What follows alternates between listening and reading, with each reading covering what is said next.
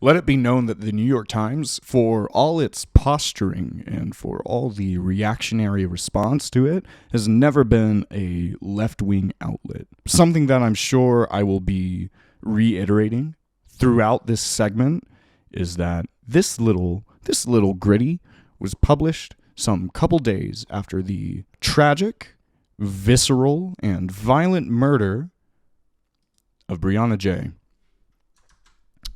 In defense of J.K. Rowling by Pamela Paul, someone who actually we'll be looking at a little bit more.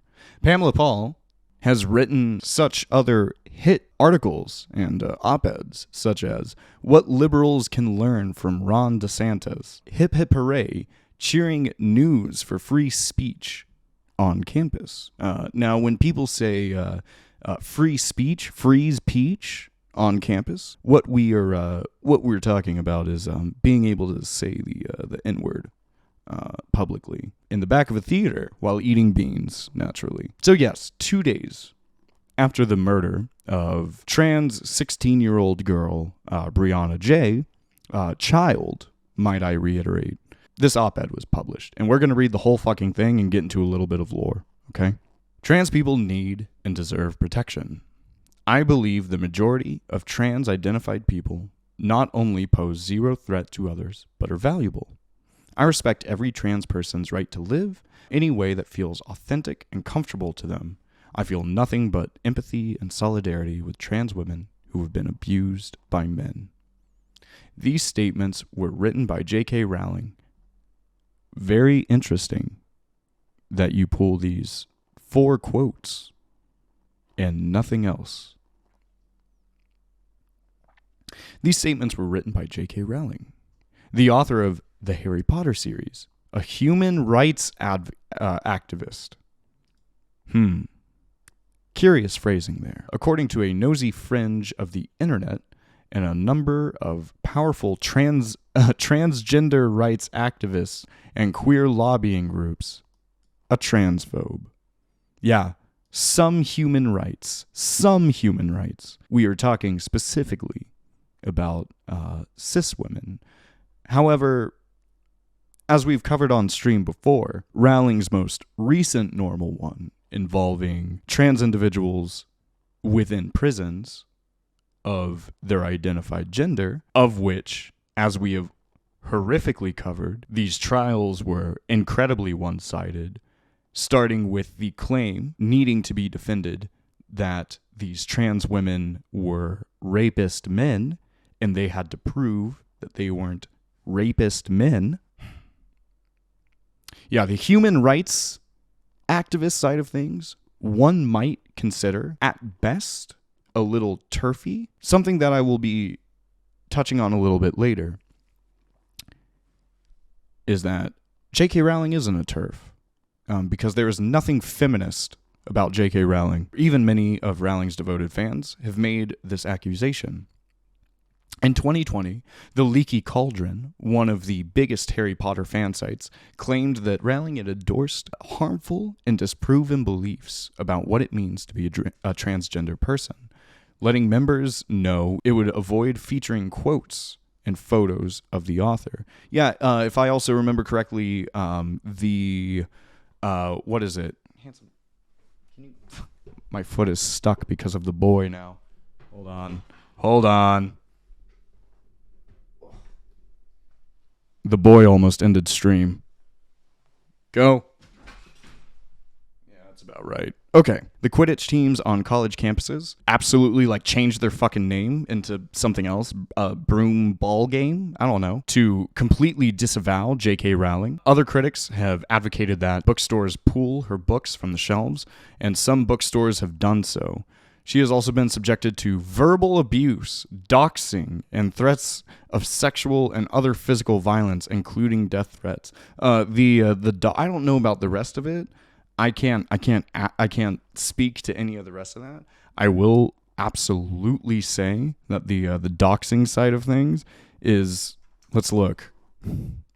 If I look up right now, J.K. Rowling house, it's the big castle, right? Look, here it is. Here's the big castle. It's a big castle. Is there a wiki of it? Yeah, here we go. Look, it's got its own Wikipedia page. The J.K. Rowling house has its own wiki page. I don't think that's really doxing. Verbal abuse. God, hey, I would never say a mean thing, and I would never advocate for anyone to say a mean thing to someone on the internet, especially not one that inspires someone to write a 1,200-page book about being told mean things on the internet. She really said, "I'm gonna call the cyber police," and you done goofed. Now, in rare and wide-ranging interviews for the podcast series The Witch Trials of J.K. Rowling, which begins next week, Rowling is sharing her experiences. "I've had direct threats of violence, and I have had people coming into my house where my kids live, and I have my address posted online," she says in one of the interviews. "I've had what the police would regard as credible threats. This campaign against Rowling is as dangerous as it is absurd. The brutal stabbing of Salman Rushdie. Isn't this the reporter? Oh God, where was? Hold on. I want to make sure I'm not doing lefty disinfo. It was the. Hold on. Yeah, failed assassination attempt. Mustafa Mahmoud Mazeh was priming a book bomb loaded with RDX explosives in a hotel in Paddington, central London. The bomb exploded prematurely. Okay. I don't know enough about this. I think if I remember correctly, this has to do with Al-Qaeda. Oh, God, it's a weird fucking analogy to draw. Really fucking weird analogy to draw. I can't speak enough to it, but the brutal stabbing of Salman Rushdie last summer is a forceful reminder of what can happen when writers are demonized. I do not think that these two people are within the same leagues of demonization here and cultural critique and inciting of violent force. And in Rowling's case, the characterization of her as a transphobe doesn't square with her actual views. Does it not? When, if I remember correctly, I'm sorry, is J.K. Rowling not a transphobe? When people like fucking Vladimir Putin often cite her and say, J.K. Rowling is just speaking the truth against Western degeneracy. When you have actual British lawmakers who are citing J.K. Rowling to instill laws, anti-trans laws and legislation.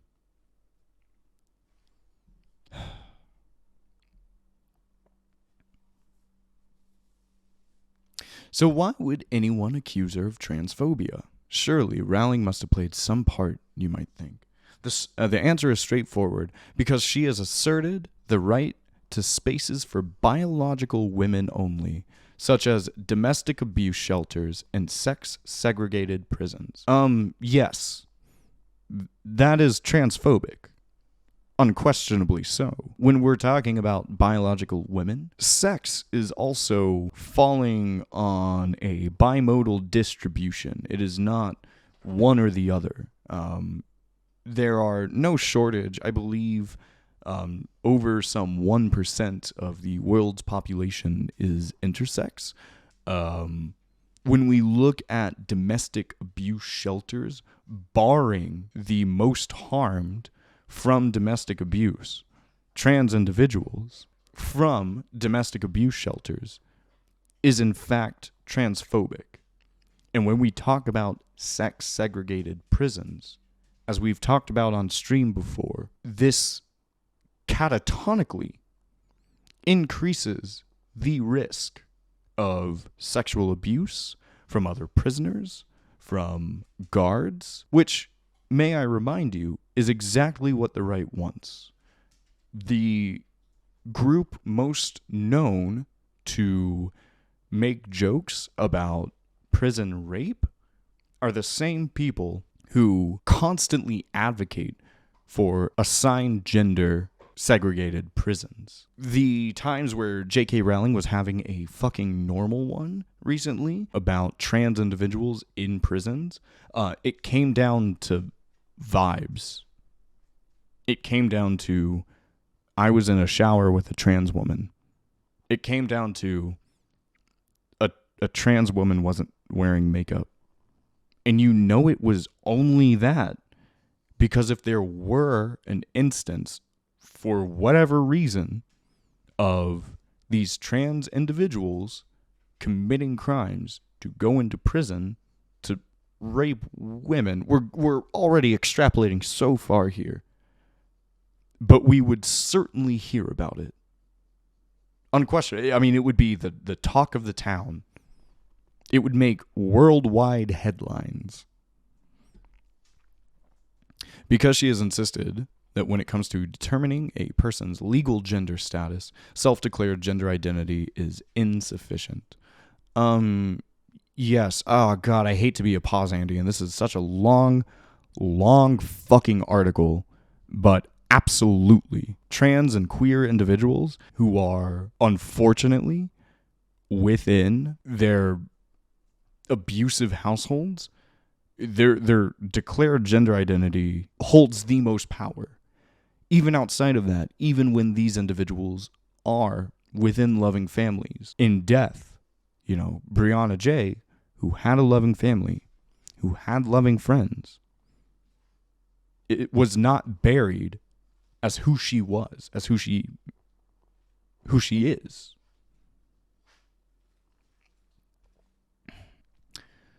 Because she has expressed skepticism about phrases like people who menstruate. Again, we can fucking talk about the sexual bimodal distribution, how it isn't a binary. Yes, this even on the cis level is very, very true in reference to biological women, because she has defended herself and, far more important, supported others, including detransitioners and feminist scholars. These detransitioners who come out and who get media space are all fucking grifters. Holy shit.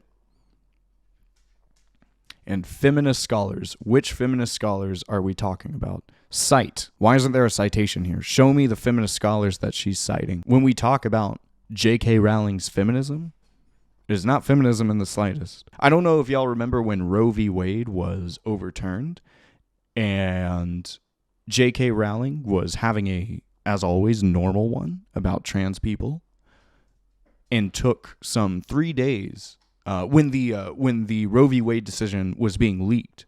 Took some 3 days to finally come out and say, okay, well, I guess this is a bad thing. She cuddles up with Kiwi Farms users, cuddles up with people like Matt Walsh, so long as they support her. There's no part of J.K. Rowling that is a feminist.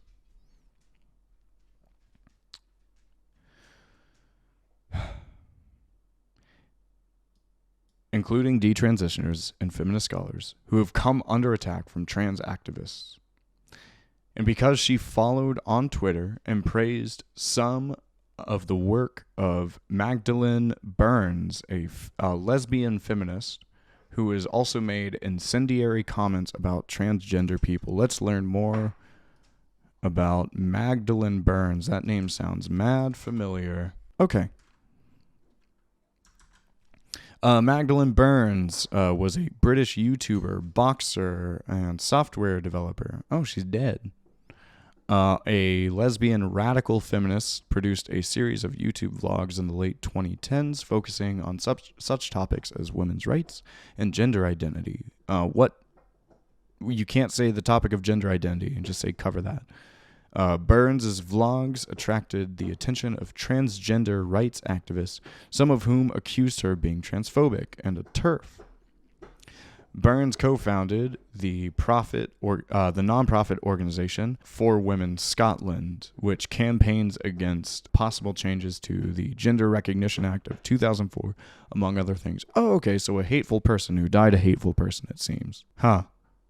Okay, well, Learned all we could learn there. You might disagree, perhaps strongly, with Rowling's views and actions here. I more than disagree. You may believe that the prevalence of violence against transgender people means that airing any views contrary to those of vocal trans rights activists will aggravate animus toward a vulnerable population. Absolutely. Unquestionably. I don't kind of believe that. I unequivocally do. But nothing Rowling has said qualifies as transphobic. We're just lying. We're just saying things. We're just saying words in any order now. She is not disputing the existence of gender dysphoria. That's often a line that transphobes will use is, oh, no. I know that gender dysphoria is real, and we need conversion to treat it. That's the common oft line used, you know, or that it's a mental illness and just leave it there, you know. Saying that mental illness is bad. We aren't looking for actual solutions. Again, okay, sorry. As we've talked about before, in previous statements this evening, the only way that gender dysphoria is treated is through transition and gender-affirming care and social gender-affirming actions.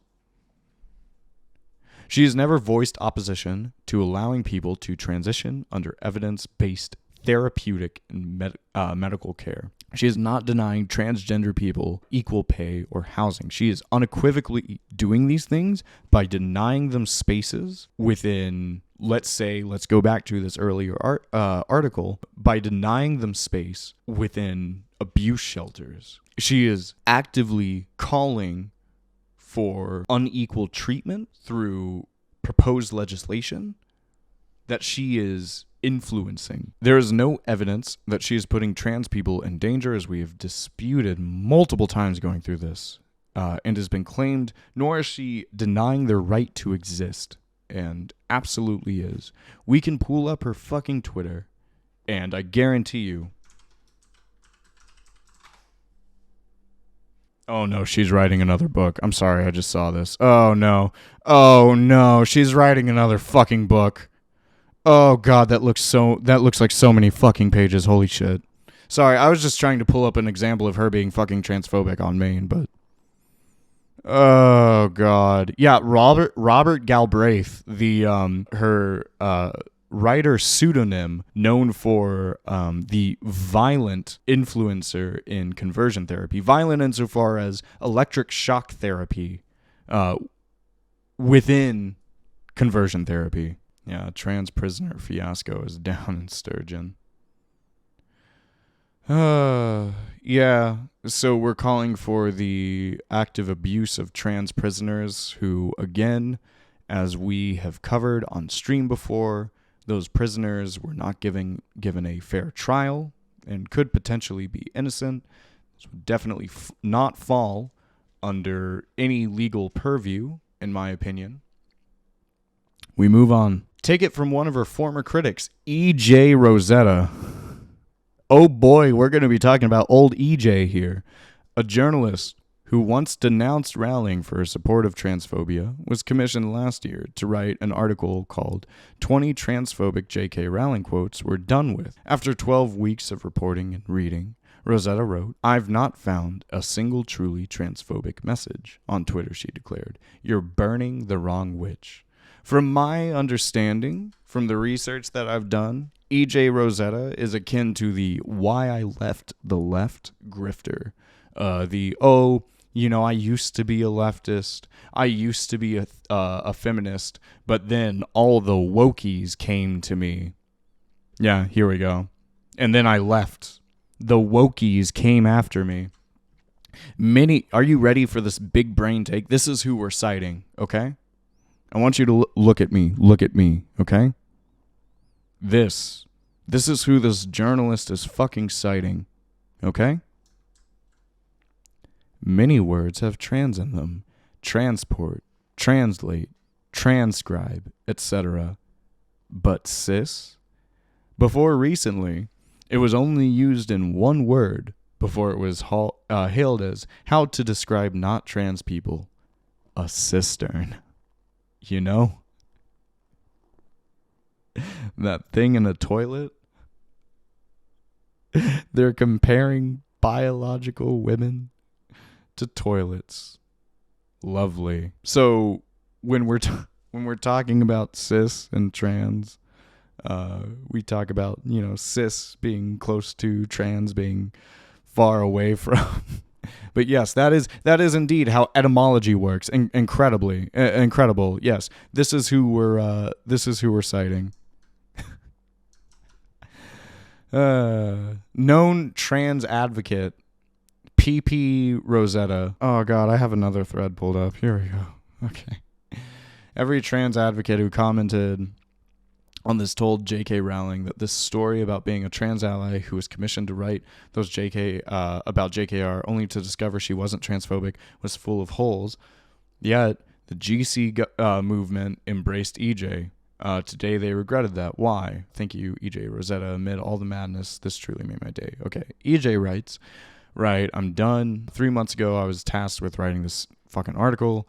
After 12 weeks of reading her books, tweets, full essays, and finding the context of these quotes, I've not found a single truly transphobic message. Today, she's threatened to post pictures of gender-critical leaders Kelly J. Keene's kids that she had taken at a KJK event. Oh man, I looked this up earlier, and we'll just look at this right now. The KJK rally was one in which they were citing Mein Kampf. Oh, the webs we spin. If KJK didn't give her 500 quid lifetime didn't give back her 500 quid lifetime membership she had accidentally paid to KJK's gender critical organization. She also accused KJK's husband of looking at her breasts at this event and putting his arm around her to get a closer look at her breasts. EJ's evidence of this was a gif of him vaguely looking in the direction of her camera. EJ also felt the need to say she had good tits. Okay, so I'm sure that there's some weird stuff that was going on at this members exclusive club where they are just shitting on trans people. And let's look at this. Are citing Mein Kampf. Do you know the big lie? The big lie was first described by Adolf Hitler in Mein Kampf. The big lie is such a big lie that ordinary people like us think, well, that can't be a lie, because I'd never tell any as big a lie as that. We only lie in small ways. The big lie, well, there is one big lie going on, and it was begun by men in the early... And it was begun by Z. Juden, yeah. The 20th century. Began you can almost see the people in the back hailing. His hand is slipping here. The big lie. And what is the big lie? The big lie is trans women are... Okay. No. So yes, I'm sure that at this paid transphobic event, there were some weird things going on. But to talk about the sexual abuse of, or I should say, sorry, the sexual harassment of happening within this event, and then to add, this person has good breasts. Interesting. Good tits. Yeah. She said that she had meant to choose one of the cheaper subscriptions and couldn't afford the 500 quid. That will come up later. And had emailed multiple times to get it back without reply. She also said that a GC journalist had contracted her and that KJK had vouched for this journalist. According to EJ, she told this GC journalist sensitive details about a sexual assault that happened to her. And she claims that within short order, this GC journalist had published the details of the sexual assault that she wasn't ready to talk about, which is awful if it happened. True, which is awful. You don't need to say if it happened. EJ said that she had a very hard day today and decided that the best way to get back at to get KJK's attention was to get attention to get her money back was to threaten to post pics of her kids. But that was just to get her attention. And she never actually intended on posting the pictures. So it was an okay thing to do. I'm sorry. I'm not sure if we need to read all of this. The point I am laboriously trying to make here, I'm sure that there's some more juicy tea that goes into all of this. This is who we're citing here. For the record, I too read all of Rowling's books, including the crime novels written under the pen name Robert Galbraith, and came up empty-handed. Yes, all of these crime novels in which the psychopathic serial killer murder rapists are trans women who coax cis women into believing that they are actually women and quote-unquote actually women, and then sexually assaulting them and then murdering them. Incredible. Those who have parsed her work for transgressions have objected to the fact that in one of her Galbraith novels, she included a transgender character, and that in another one of her novels, a killer occasionally disguises himself by dressing as a woman. Needless to say, it takes a certain kind of person to see this as evidence of bigotry. We are omitting a lot here. We are also omitting the unhinged 1,200-page rant about people being mean to her on Twitter for being an actual fucking transphobe. The wokeness is coming for me and cancel culture is coming for me book.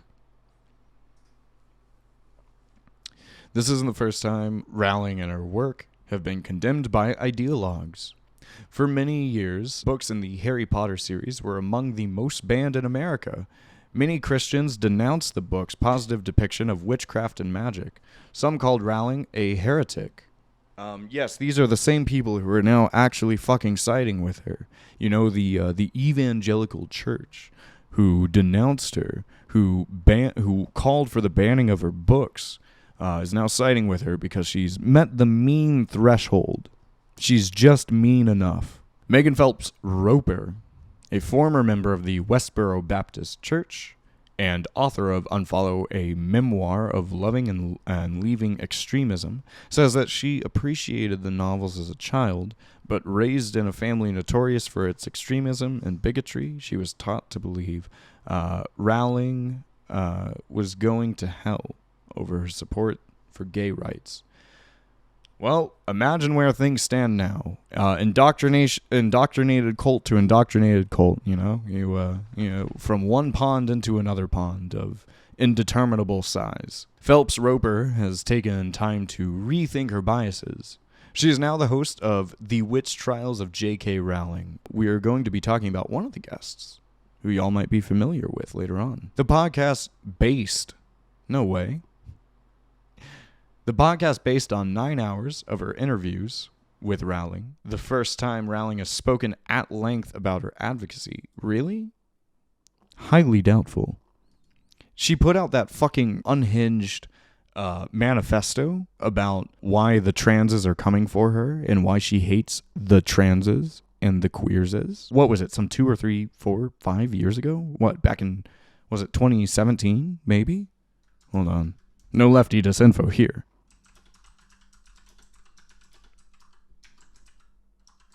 Where she said that trans women are just men who are looking to abuse her.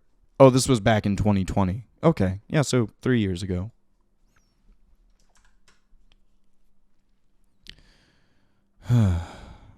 Explores why Rowling has been subjected to such wide-ranging vitriol despite a body of work that embraces the virtues of being an outsider, the power of empathy towards one's enemies, and the primacy of loyalty towards one's friends. What? Okay. The podcast, which also includes interviews with critics of Rowling, delves into why Rowling used her platform to challenge certain claims of so-called gender ideology. Anyone else gendering their ideology? Ideologing they gender? Such as the idea that transgender women should be treated as indistinguishable from biological women in virtually every legal and social context. This is something that no trans advocate, no trans ally, no trans person, no progressive voice will ever say. We are not saying that trans people are biologically the same as cis women. This is not something that happens. They are shadowboxing themselves. You know the meme of like, the person setting up like puppets or like a little cardboard puppets, and then they're like, oh, they're coming for me. That's exactly what they're fucking doing right now. Why? Both her fans and her fiercest critics have asked, would she bother to take such a stand, knowing that attacks would ensue? The pushback is often, you're wealthy, you can afford the security, you haven't been silenced. And that's it. We roll credits right here. Yeah, dude, we're ready, and we're done. I kid, of course. Yes, there is no deplatforming that's happening here. In fact, if anything, Rowling's voice has been amplified. When we look at the failed protest or boycott of the newest Harry Potter game, one in which she already made her fucking money by signing off. Hey, thank you. I really appreciate you, Popular Mistake. By signing over the characters legally, she made her fucking money. It was a failed fucking boycott. I think ideologically, probably a good move not to play it, but hey, whatever. Is given a bolder microphone. It's the constant, oh, I'm being silenced. I'm being silenced. I'm gonna say it for the fucking umpteenth time on this major news network, Oh, let me publish another fucking 1,200 page Twitter manifesto. Okay. The pushback is often, you're wealthy, you can afford this security, you haven't been silenced. Yeah, a homie should have just taken the fucking money and shut up, all right? All true, but I think that misses the point. The attempt to intimidate and silence me is meant to serve as a warning to other women with similar views who may also wish to speak out. Yes. Unquestionably, yes. You push demonstrable, if not borderline genocidal, actually genocidal rhetoric, or rhetoric that enables, that influences genocidal legislation and action. Yes, I am absolutely, unapologetically looking to silence that. Don't you think it's a good thing that children under the age of 18 can't transition genders? Just curious. You're more than welcome to stay in chat. We appreciate everyone being here. Stay on topic. If you want to come on stream and debate, shoot me a DM and we can do that. But we're going to be staying on topic. Do I think it's a good thing that children under the age of 18 can't transition? No. Because this leads to higher rates of suicide, as shown for the better part of 30 years, and no shortage of intersectional scientific studies. And I think that is a great harm to children. And I think that actively calls for the harm of children. You're more than welcome to stick in chat, okay? And I say that because I have seen it used that way. Rowling continues. She says other women have told her they've been warned. Look at what happened to J.K. Rowling. Watch yourself. Again, good. Very good. Recently, for example, Joanna Cherry, a Scottish National Party lawmaker who is a lesbian and a feminist, publicly questioned Scotland's passage of a self-ID law that would allow people to legally establish by mere declaration that they are women after living for only 3 months as a transgender woman and without any need for gender dysphoria diagnosis. You can be trans and not suffer from gender dysphoria. I hope that isn't news for anyone in the chat. In fact, you can benefit under gender euphoria by transitioning medically and socially. The idea, and I am going to, again, say the line, Commie Bravo, the idea that people are transitioning to abuse other people doesn't happen. Rape, hey, spoiler alert, rape is still illegal, okay? Sexual assault, sexual harassment, it's still very illegal, regardless of what fucking bathroom you're in. She reported that she faced workplace bullying and death threats. You know who fucking really deals with death threats and bullying to the point of, I don't know, being stabbed to death in daylight by your peers as a child by other children? You know who actually faces the material consequences of bullying and death threats here? It's children like Brianna J. It's the some 35 other trans individuals who were murdered as of the beginning of this year. And that number has probably gone up since Brianna J. within the past 2 weeks. I don't know, like this level of they're trying to cancel me, they're trying to silence me is it lacks material heft, you know? It's unreal. And the people who are being canceled are really just making a bunch of fucking money towing the Conservative Party line.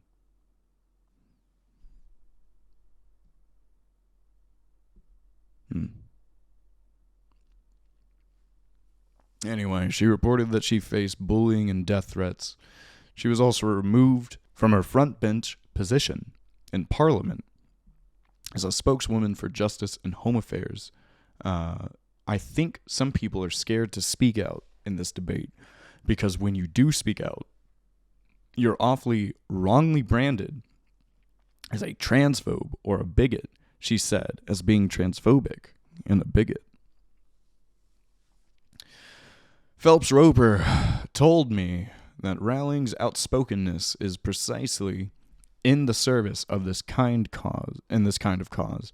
A lot of people think that Rowling is using her privilege to attack a vulnerable group.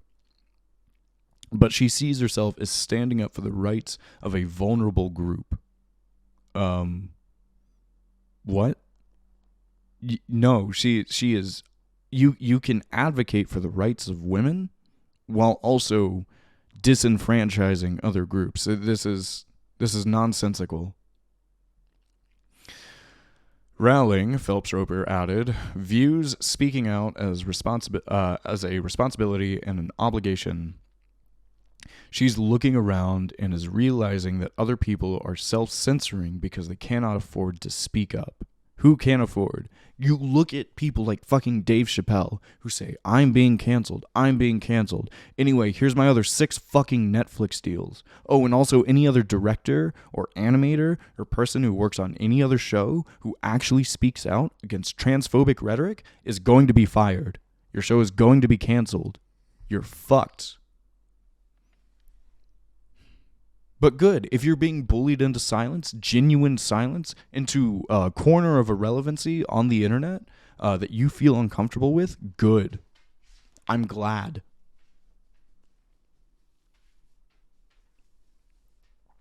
But she felt that she had to be honest and stand up against a movement that she saw as using authoritarian tactics.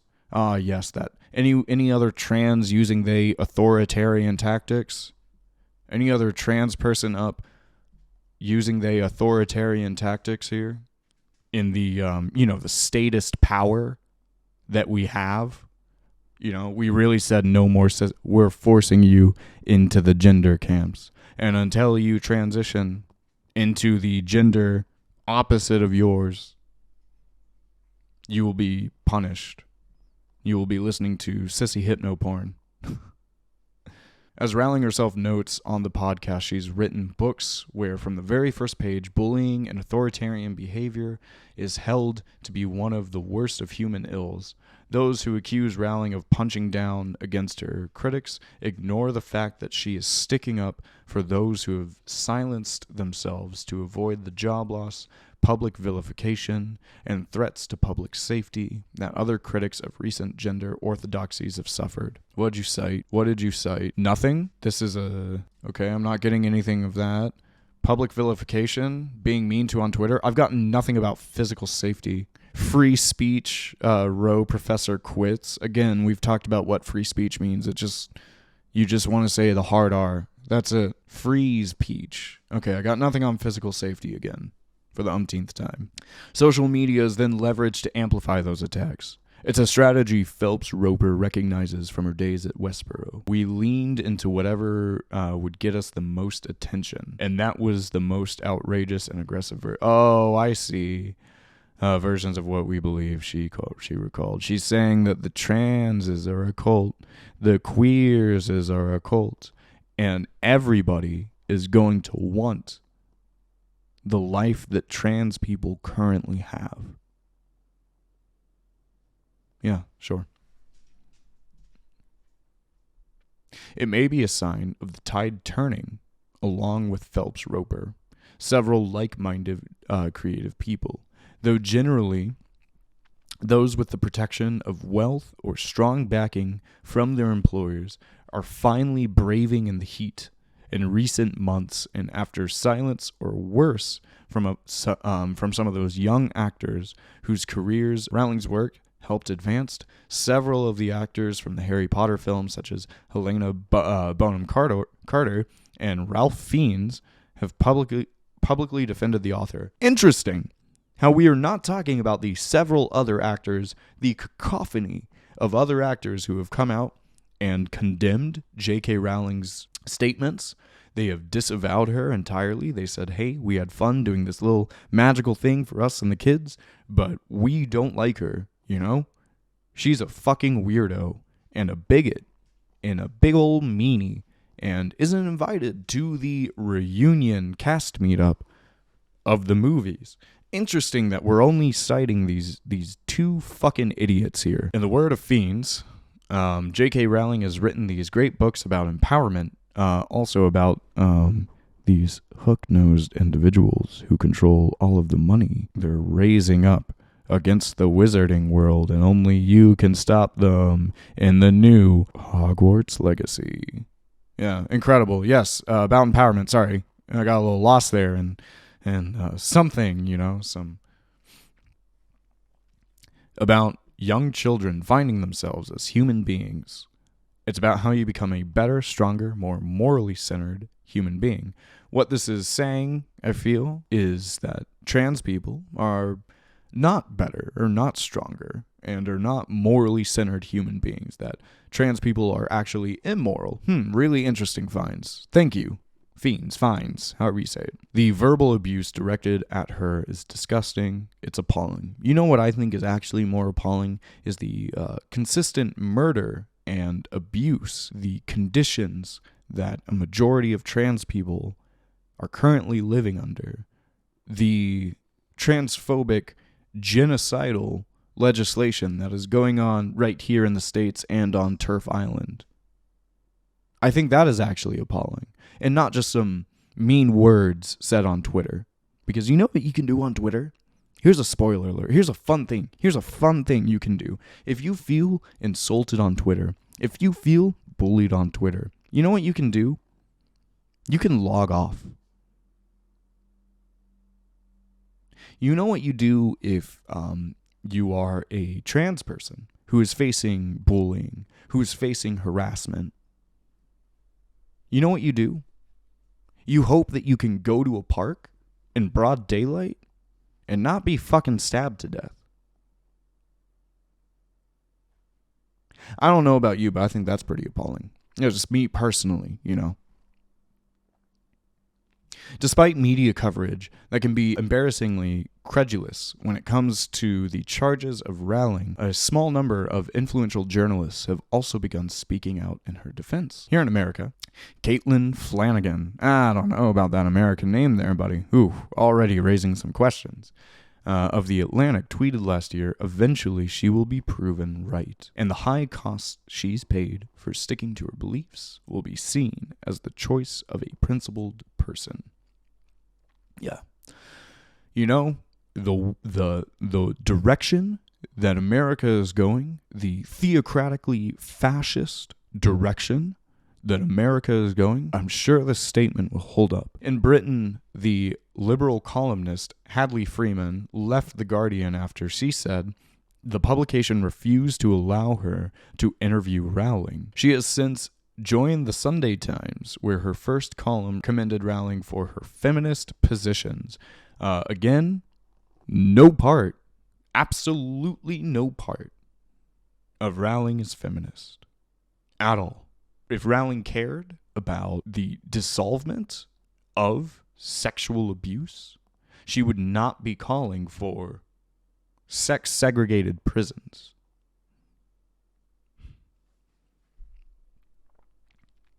Another liberal columnist for The Guardian left for similar reasons. After decamping to The Telegraph, she defended Rowling despite her earlier threats of rape against her and her children for her work. After threats, she defended Rowling despite... What? I do not know what that means. I was betrayed and bullied for saying that a woman should not be silenced. Oh, God. How much of this are we going to read? Left The Guardian. The people there. That's all I can say. The picture was just a little joke. Says Moore, winner of an Orwell Prize for journalism. What? I feel betrayed. We are living in a world where it is increasingly difficult to say certain things. Okay. I don't know. The only thing I get from this is that she quit because, again, she couldn't say the hard R. That's all I get from that. Free speech. Millions of Rowling's readers no doubt remain unaware of her demonization. But that doesn't mean that, as with other outlandish claims, whether it is the big lie or QAnon, the accusations aren't insidious and tenacious. The seed has been planted in the culture that young people should feel that there's something wrong with liking Rowling's books. There absolutely is. Read another fucking book. They suck, okay? Can we be real for a minute? Holy shit, the books actually fucking suck. Everyone talks about the world building in these books and the magic system in these fucking books. They actually fucking suck, okay? Just like on merit alone, okay?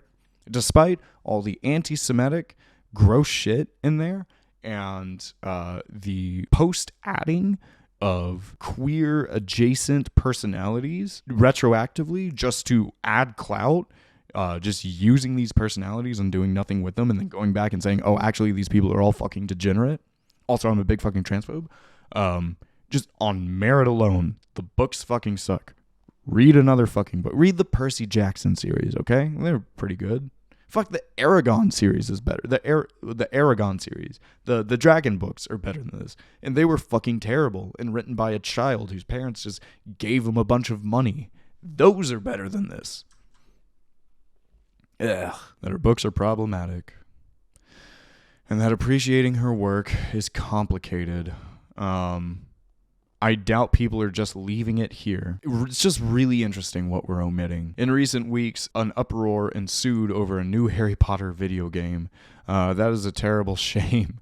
Children would do well to read Harry Potter unreservedly and absorb its lessons. Yes, like those hook-nosed goblins that just fiendishly hoard and control all of the money in the wizarding world. the J.Q. Rowling, right? Because what Rowling actually says matters. In 2016, when accepting the Penn/Allen Foundation Awards for literary service, Rowling referred to her support for feminism and for the rights of transgender people. As she put it, my critics are at liberty to the claim that I am trying to convert children to Satanism, and I am free to explain that I am exploring human nature and morality, or to say, you're an idiot, depending on which side of the bed I got out of that day. Rowling could have just stayed in the bed. God damn, she should have. She should have just fucking stayed in her nice-ass fucking bed. Holy shit. She could have taken refuge in her wealth and fandom, and absolutely fucking should have. In her Harry Potter universe, heroes are marked by courage and compassion. Her best characters, her fucking Mary Sue and John Doe characters, learn to stand up to bullies and expose false accusations. And that even when it seems the world is set against you, you have to stand firm in your core beliefs in what's right. Let's talk about what's right. The genocide of trans people, incredible. Defending those who have been scorned isn't easy, especially for young people. It's scary to stand up to bullies, as any Harry Potter fan knows.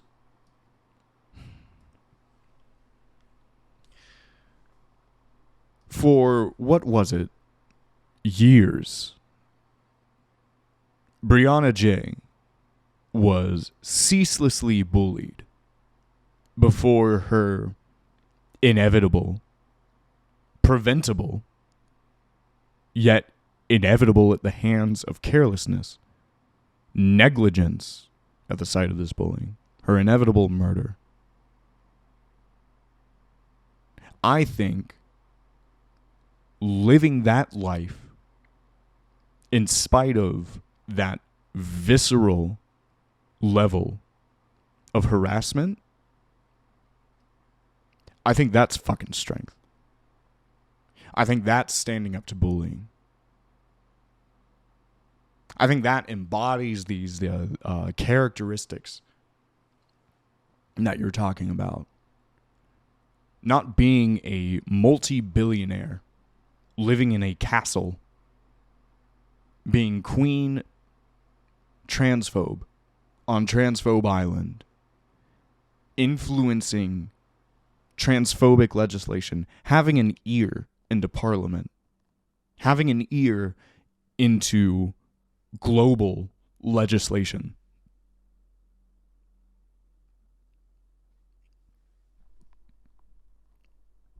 Let the grown-ups in the room lead the way. If more people stood up for J.K. Rowling, they would not only be doing right by her, they'd also be standing up for human rights, specifically women's rights, gay rights, and yes, transgender rights. They would be standing up for the truth. Holy shit, we are finally fucking done with this goddamn article. But we are not done yet.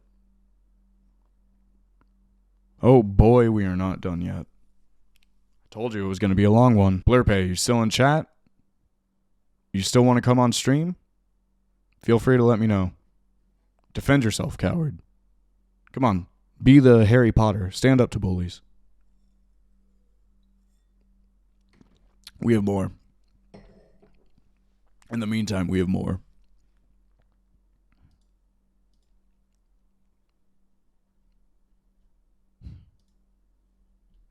There was a follow-up.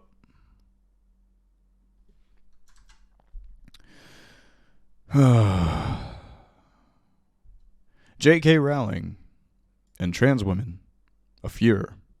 Readers have given strong opinions on both sides, and we should, of course, That's cool. actively listen to both sides, am I right? Oh, Corvo Bianco Nero. Thank you. Okay. J.K. Rowling, trans women, if your readers have strong opinions on both sides about Pamela Paul's defense of the author. Real quick, tangentially, there's no real good way to set this up in stream or in this segment. This right here was Pamela Paul's ex-husband, Brett Louis Stevens, is an American conservative journalist, editor, and columnist. He began working as an opinion columnist for the New York Times in April 2017 and as a contributor to NBC News in June of 2017. Stevens previously worked for the Wall Street Journal as a foreign affairs columnist and later as the deputy editorial page editor, and was responsible for the editorial pages of its European and Asian editions. What type of communist am I? We're going to stay on topic. I'm an anarchist. We're going to stay on topic. From 2002 to 2004, he was editor-in-chief of the Jerusalem Post. He won Pulitzer Prize for commentary in 2013. Stevens is known for his neoconservative foreign policy opinions and for being a part of the right-of-center opposition to Donald Trump. His career is marked by being an Israeli pro-state genocidal fucking maniac who wants to, may I reiterate, genocide Palestinians. He is an ethnostatist and is in no short a bad person. So thank you, Pamela Paul, for launching your career off the coattails of Brett Stevens. I bring this up, okay? All of these anecdotes, I need everyone to meld these things together. The New York Times, as we will continue to go over even after this, has never been a progressive outlet. Okay, let's read these letters. To the editor, regarding In Defense of J.K. Rowling by Pamela Paul. This is a distressingly one-sided view of J.K. Rowling's comments. The outrage towards Miss Rowling is justified. She is a wealthy, powerful author who is using her far-reaching platform to push the narrative that trans women, who exist on the farthest fringes of our society, pose a threat to her. This is the opposite of reality. Wow, starting with the based reply I see. Trans women are discriminated against daily and suffer abuse, aggression, assault, and even murder at the hands of cisgender people. Again, it's really interesting that we are negating trans men here, but people like J.K. Rowling and her ilk, TERFs, quote unquote, though again, no feminist theory inside their brains, see them as confused women and confused lesbians. They need support from the mainstream, not nuanced criticism. Again, 2 days after Breonna J. was murdered, they decided it would be a good idea to post a defense of a billionaire transphobe wash-up writer. While this column does not present a defense of J.K. Rowling, it does not paint an accurate picture of her comments. For example, it cherry-picks quotes describing her support for trans people that are comparable to Donald Trump saying, "I love Hispanics." So true. You remember when Trump started his fucking candidacy? His campaign? Mexicans are sending rapists and murderers and drug traffickers and crimers to America. Some of them I would imagine are good people, but I love them, you know? But not all of them. It's a constant it's the I have a black friend tactic, you know? You say a couple good things and then you just go off. You say a bunch of unhinged genocidal shit for another couple hours. But it's okay because you said a couple good things to start, right? You preambled it. For example, it cherry picks quotes like comparable to Donald Trump saying, "I love Hispanics," after making repeated racist comments against them. It lists 2 actors from the Harry Potter movies who support her but disregards the many actors from the franchise who condemned her stance, as I fucking called it. Exactly. Thank you. Brian Eberl, incredibly based. Miss Rowling's arguments may appear reasonable, but the allies she has made and stances she has taken are indefensible. Incredibly based. If I remember correctly, we're not moving into the based ones now. These are actually, in fact, cringe, one might say. To the editor, J.K. Rowling arguably did more to promote children's literacy than any other author in history. I don't know what that has to do with the fucking article, and that should be considered her greatest contribution to the world. Her views are not transphobic. They are pro-biological woman. It's just transphobe shit. Hold on. I've got to ban somebody. I'm racist? Yeah. That's cute. Anyone who has any question about any of my opinions or any of my stances is more than welcome to get on fucking stream, okay? No more derailing. I'm going to actually unblock this person. I lied. Her views are not transphobic. They are pro-biological women. Again, this is a transphobic statement. There are women who are intersex. Sex is a bimodal distribution. It is not a binary, who still don't enjoy full equality or representation or any safety in any space. This is the same fucking oppression Olympic shit that I fucking hate within leftist circles. I swear to God, if you do this shit right now with Brianna J and the say her name hashtag, you are doing this, okay? It is not a competition.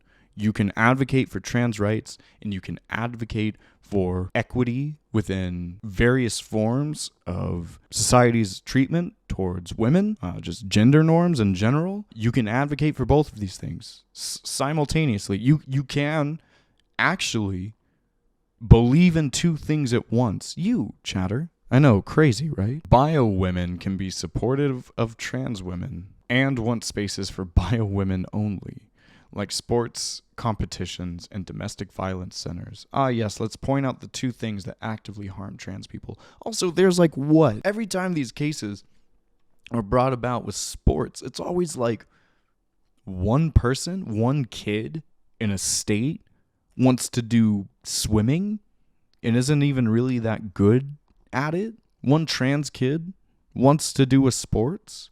I know there was one incredibly based fucking skater who beat some kid who beat some like older woman in like a woman's only like skating thing, and she like lost her shit and like quit skating because she fucking sucks. Like actually as a skater, she just fucking sucks. But yes, the sports thing is an incredibly complicated issue, but yes, barring trans athletes is demonstrably harmful. Barring them from domestic violence centers, the group most disproportionately at the whims of abusive partners and family and friends. Yes, this is demonstrably harmful and genocidal. I need to reiterate, genocidal. Demanding equal access to every space when bio women don't yet fully have that is like jumping into the front of a very long line and then screaming at everyone who calls you out for it. No one is jumping in front of this line. And trans women are some of the first to come out and push for gender equity. Guaranteed. Bravo to Miss Rowling for using her clout position to speak out. Yeah, the silenced Rowling here. Pamela Paul continues to stroke a dangerous fire. Last year, she wrote another piece regarding the use of the word queer. I pose a question to Miss Paul. Why must you continue to be the devil's advocate? Queer communities are under attack, especially young transgender people whose rights to essential health care are being threatened by legislation across the U.S., as we have seen, are not under threat, are being threatened currently as we speak. Bills have passed. They want you dead. Okay? Now is not the time to be defending David Sedaris' questionable claims about the word queer or J.K. Rowling's comments that may or may not be transphobic. It doesn't necessarily matter what Rowling thinks about trans people or what Mr. Sedaris thinks about the word queer. What we need to hear are the voices of transgender people. If we continue to amplify the voices of figures like Mr. Sedaris or Miss Rowling over the people in our country who are actually under attack, there is an extremely grim outlook for our future. Damn right. Base Charles out of Omaha. As a lesbian feminist, I applaud Pamela Paul for having the courage to take on this highly controversial subject. I have followed the debate in my community and elsewhere. The lack of objectivity and ability to think critically about the issues raised by J.K. Rowling's positions worry me. Many in my community have self-censored out of fear and remained silent. Perhaps now the media grandstanding by a bunch of attention-seeking wannabe influencers in the queer communities can be parsed with a meaningful dialogue dealing with biological women's needs. Oh God, this shit's so funny, it's gonna kill me. Can take place. Cringe Sarah out of Queens. Cringy Queens. Paul's column about the trans rights controversy surrounding J.K. Rowling has got a lot of things right. Like? In fact, I think we went through and pointed out a lot of things that got really fucking wrong. In fact, I think everything in there was what's the term? A fucking lie. Miss Paul covered relevant facts thoroughly and concisely, but a critical detail was not explored.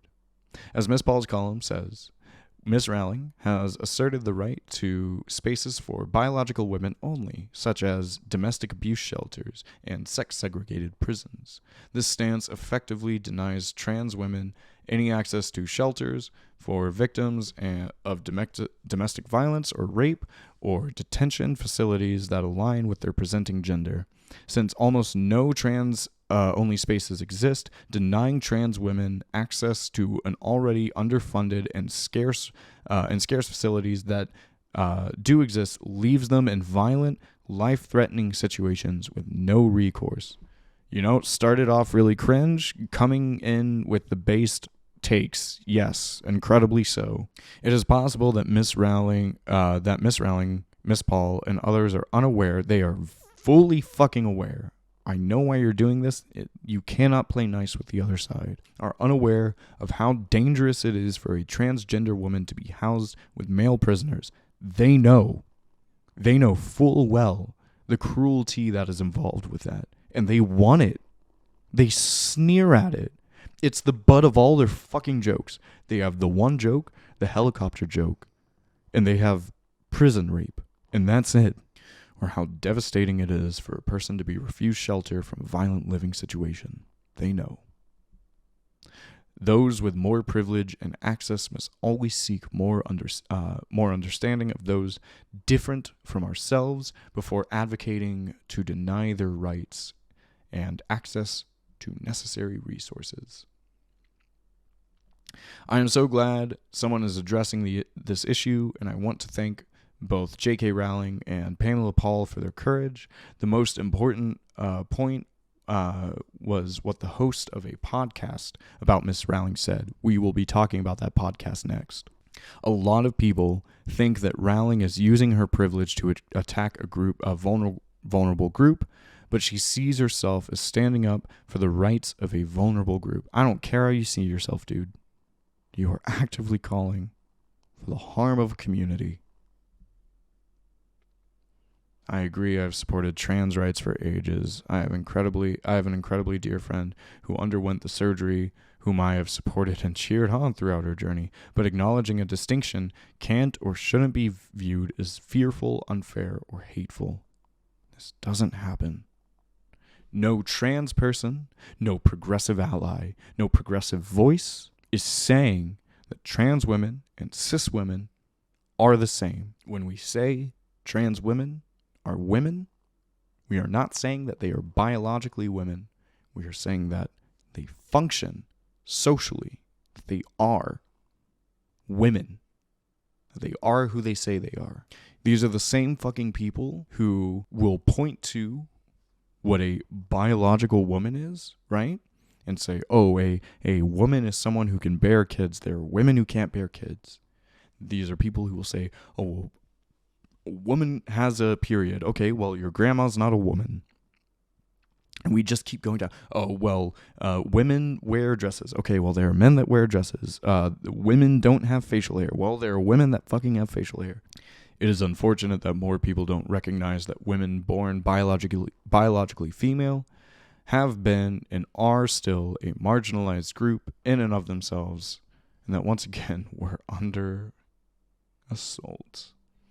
So most of the responses, there was one progressive voice, one kind of progressive voice, and the rest were, I'm not going to respond to the article. I just think Rowling is very brave, and Paul is very brave to say gross transphobic stuff. That podcast that they were talking about, viewers of the stream, friend of the show, ContraPoints, and I say friend of the show insofar as I've watched a couple of her videos, or most of her videos. She was on this podcast. Last year, I received an email from Megan Phelps-Roper, a strange daughter of the Westboro Baptist Church. She asked if I'd given an interview for a podcast on J.K. Rowling, the world's foremost champion of backlash to trans rights. I agreed. This was a serious lapse in judgment. Here's what I was thinking at the time. Megan is a famous reformed bigot She used to picket funerals holding a God hates fags sign. She told me she had personally interviewed JKR and had confronted her with talking points from my video. She'd spoken to JKR about me and thought it seemed only right to speak to me about JKR. This is what was pitched to me, and I took the bait and consented to a pretty miserable 3-hour interrogation about my own transition, as well as the usual concerns about trans rights.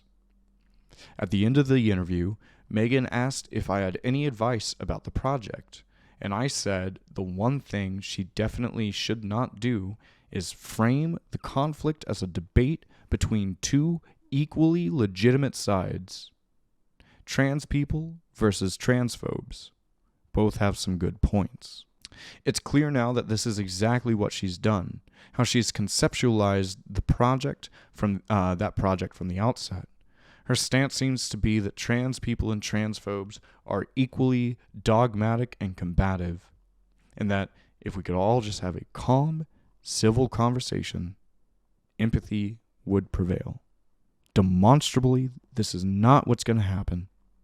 We are well beyond civility at this point. What is this? Megan Phelps-Roper tweets, it's about the distorting effects of fear and of the internet. Search Twitter for trans witch hunt and you'll find no shortage of people, both Team Trans and Team TERF, who see themselves as the object of moral panic. Jesus. She thinks this way because of her experience leaving the Westboro Baptist Church, aided by people on Twitter who kindly pushed back against her former hateful views. From this, she's extrapolated an entire political worldview. The basic problem facing humanity is too much polarization, incivility. The aggravated gaze, the mourning families of dead soldiers screaming back at her. You don't de-radicalize a bigot that way. Instead, the argument goes, we should approach bigots with love and compassion. There's a truth here about rhetoric, but it's disastrously misapplied. The fundamental problem here is that Megan only understands bigotry from the bigot's point of view. Her experience with the Westboro Baptist Church has given her a heightened capacity to sympathize with bigots and a diminished capacity to reckon with the harm done to bigotry's victims. She needs, above all else, to believe that bigots are misunderstood and redeemable.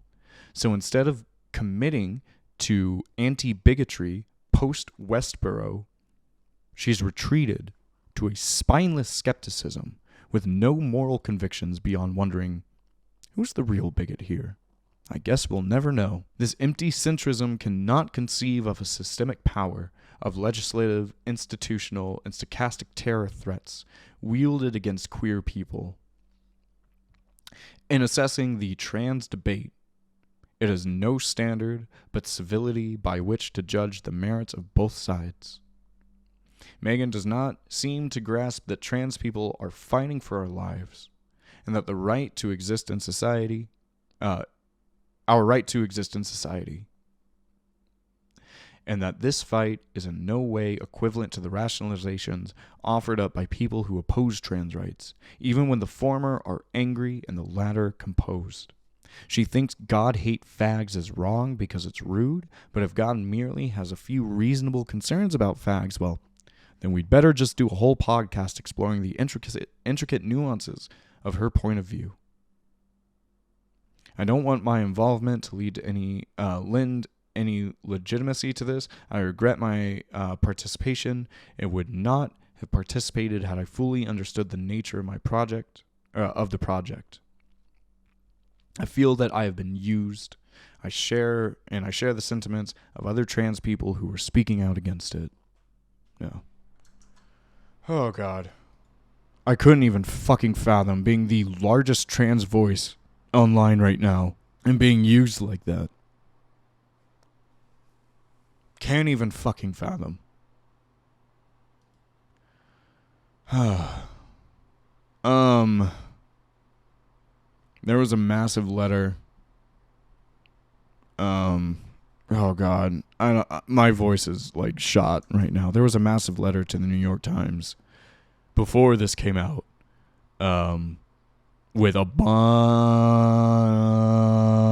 bunch of fucking people that signed on. This letter cites the consistent bigotry coming from the New York Times, their rapid expanse of demonstrably false, devastatingly false information during the HIV and AIDS epidemic that pushed the gay moral panic. The chief editor stayed on well into the, I believe, 2010s until he fucking died.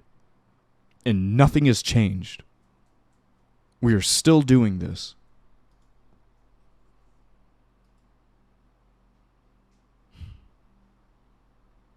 And the response from the New York Times says, colleagues, yesterday the New York Times has received a letter delivered by GLAAD, an advocacy group criticizing coverage in the Times of transgender issues.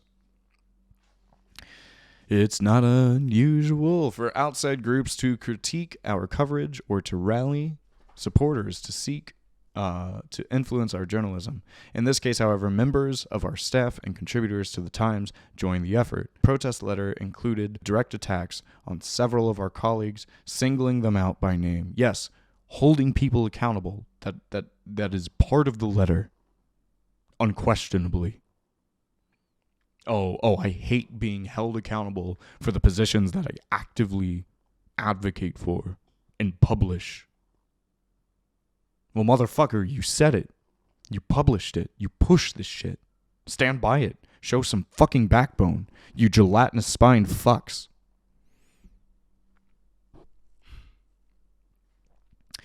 Participation in such a campaign is against the letter and spirit of our ethics policy. And that policy prohibits our journalists from aligning themselves with advocacy groups and joining protest actions on the matter of public policy. We have a clear policy of prohibiting Times journalists from attacking one another's journalism publicly or signaling their support for such attacks. Our coverage of transgender issues, including the specific pieces singled out for attack, is important, deeply reported, sensitively written. The journalists who produced those stories, nonetheless, have endured months of attacks, harassment, and threats. Again, none of this at all sees the material harm equivalent to queer communities, to the trans community.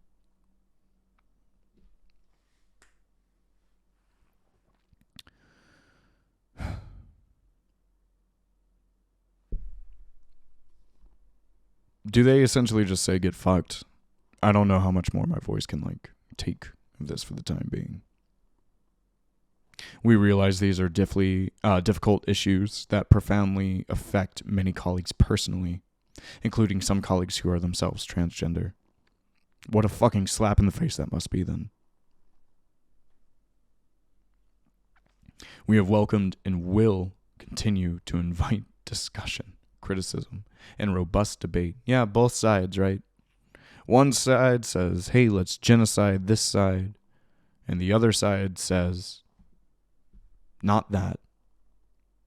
Let's have a discussion with them.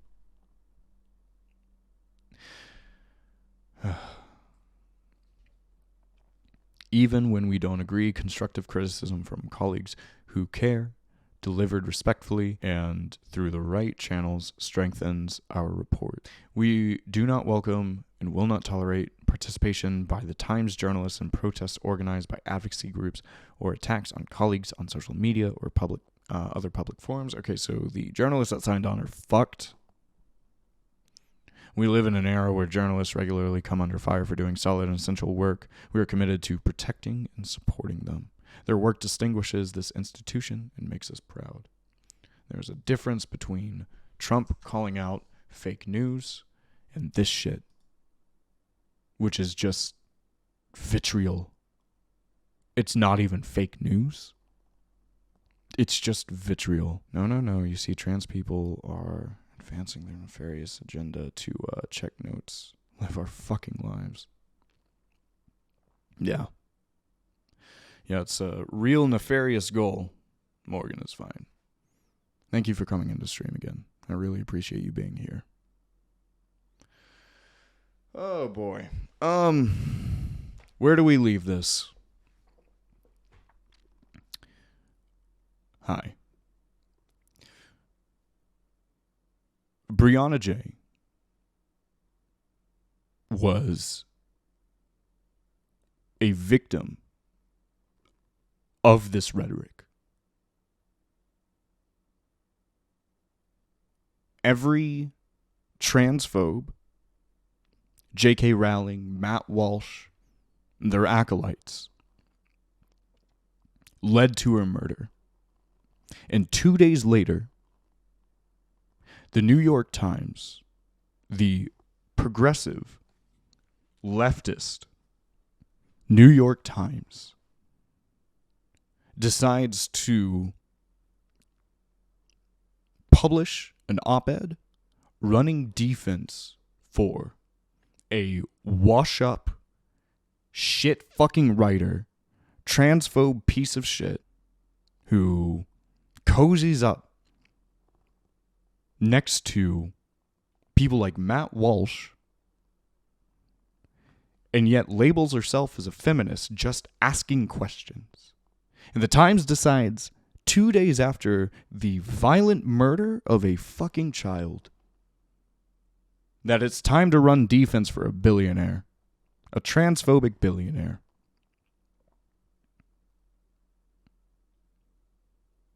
I am beyond disgusted.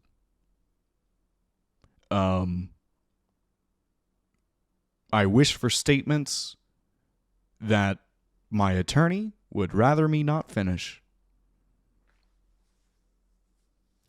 The New York Times has never been good. They have never been leftist. They constantly push the idea that queer people are degenerate. It's been that way for the better part of their inception now.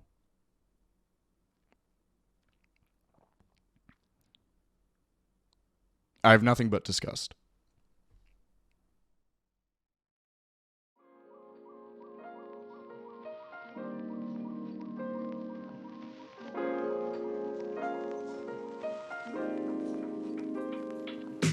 Hey, thank you so much for watching.